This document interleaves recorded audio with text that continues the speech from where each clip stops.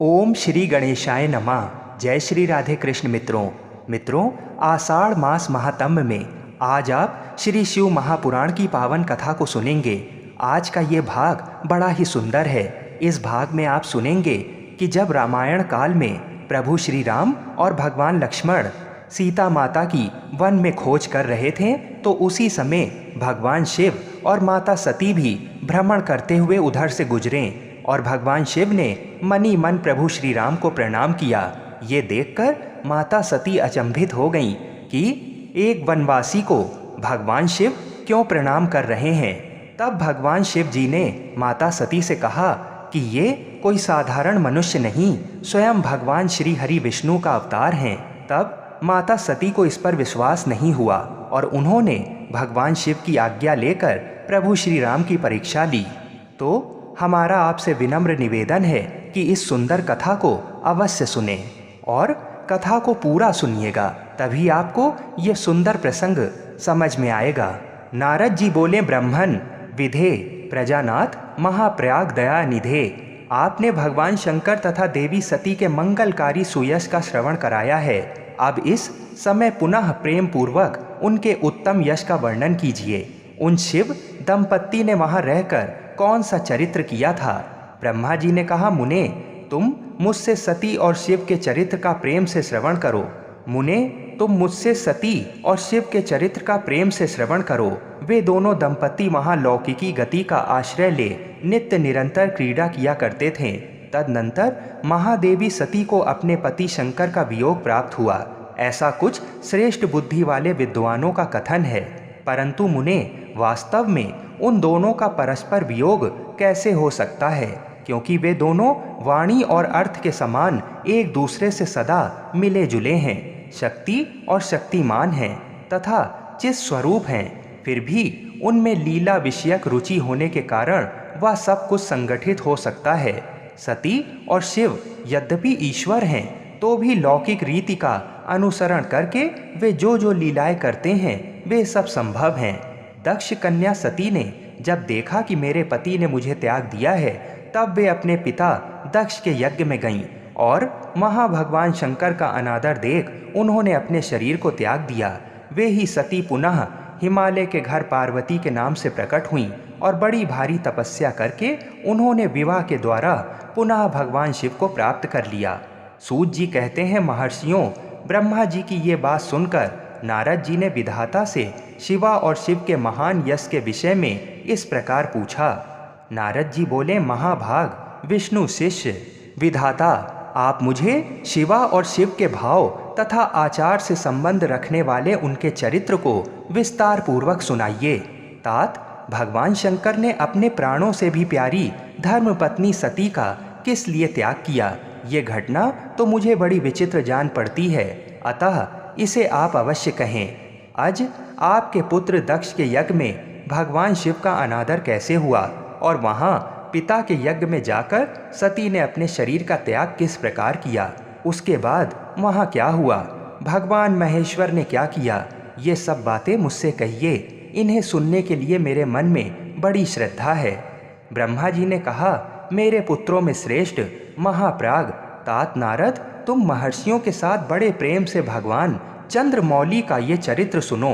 श्री विष्णु आदि देवताओं से सेवित पर ब्रह्म महेश्वर को नमस्कार करके मैं उनके महान अद्भुत चरित्र का वर्णन आरंभ करता हूँ। मुने, ये सब भगवान शिव की लीला ही है। वे प्रभु अनेक प्रकार की लीला करने वाले स्वतंत्र और निर्विकार हैं। देवी सती भी वैसी ही हैं, अन्यथा वैसा कर्म करने में कौन समर्थ हो सकता है। परमेश्वर शिव ही परब्रह्म परमात्मा हैं। एक समय की बात है, तीनों लोकों में विचरने वाले लीला विशारद भगवान रुद्र सती के साथ बैल पर आरूढ़ हो इस भूतल पर भ्रमण कर रहे थे। घूमते घूमते वे दंडकारण्य में आए। वहाँ उन्होंने लक्ष्मण सहित भगवान श्री राम को देखा, जो रावण द्वारा छल पूर्वक हरी गई अपनी प्यारी पत्नी सीता की खोज कर रहे थे। वे हा सीते ऐसा उच्च स्वर से पुकारते जहाँ तहाँ देखते और बारंबार रोते थे। उनके मन में विरह का आवेश छा गया था। सूर्यवंश में उत्पन्न वीर भूपाल दशरथ नंदन भरत अग्रज श्री राम आनंद रहित हो लक्ष्मण के साथ वन में भ्रमण कर रहे थे और उनकी कांति फीकी पड़ गई थी। उस समय उदार चेता पूर्ण काम भगवान शंकर ने बड़ी प्रसन्नता के साथ उन्हें प्रणाम किया और जय जयकार करके वे दूसरी ओर चल दिए। भक्त वत्सल शंकर ने उस वन में श्री राम के सामने अपने को प्रकट नहीं किया। भगवान शिव के मोह में डालने वाली ऐसी लीला देख सती को बड़ा विस्मय हुआ।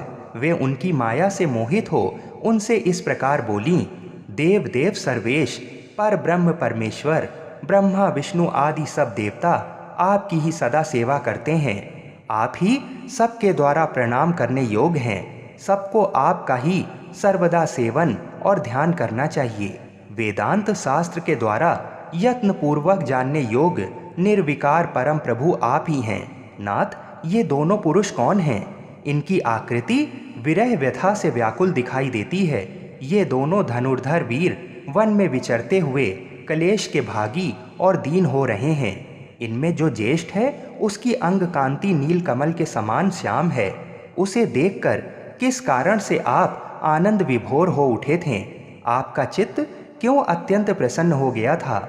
आप इस समय भक्त के समान विनम्र क्यों हो गए थे? स्वामिन कल्याणकारी शिव, आप मेरे संशय को सुने। प्रभु सेव स्वामी अपने सेवक को प्रणाम करे, ये उचित नहीं जान पड़ता।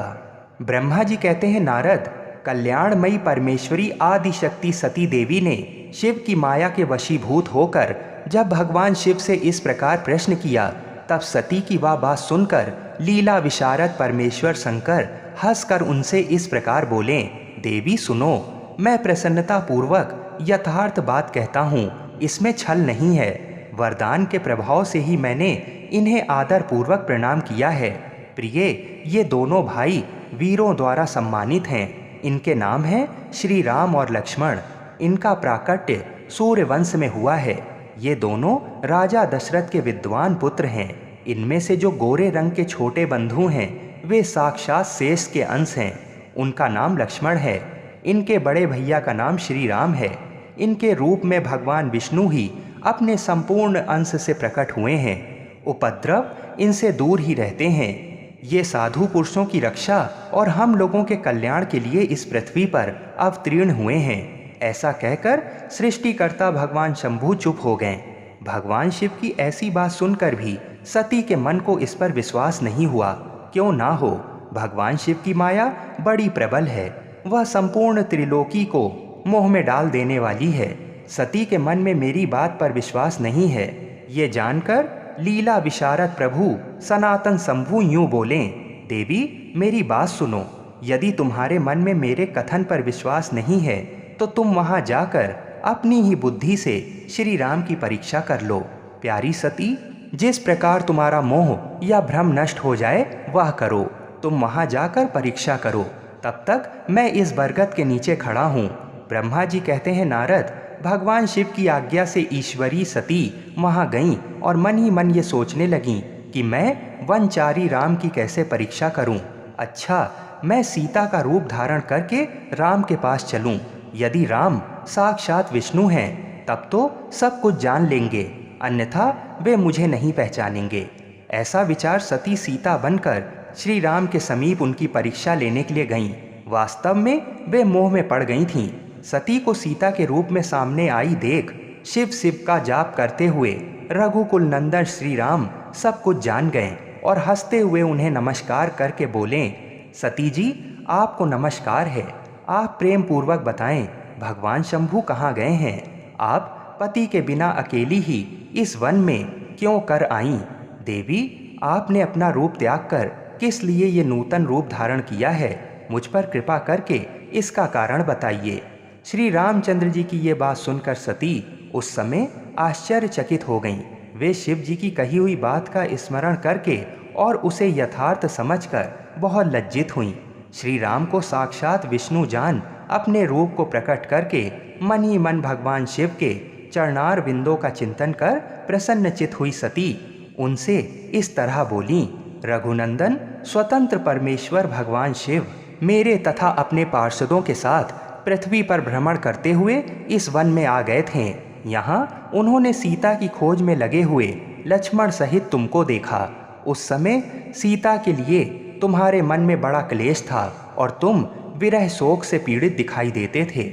उस अवस्था में तुम्हें प्रणाम करके वे चले गए और उस वट वृक्ष के नीचे अभी भी खड़े हुए हैं। भगवान शिव बड़े आनंद के साथ तुम्हारे वैष्णव रूप की उत्कृष्ट महिमा का गान कर रहे थे। यद्यपि उन्होंने तुम्हें चतुर्भुज विष्णु के रूप में नहीं देखा, तो भी तुम्हारा दर्शन करते ही वे आनंद विभोर हो गए।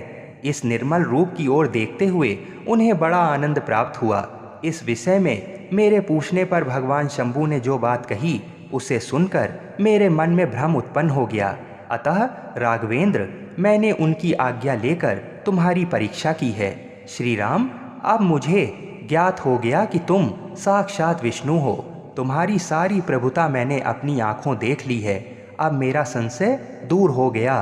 तो भी महामते, तुम मेरी बात सुनो। मेरे सामने ये सच सच बताओ कि तुम भगवान शिव के भी वंदनीय कैसे हो गए।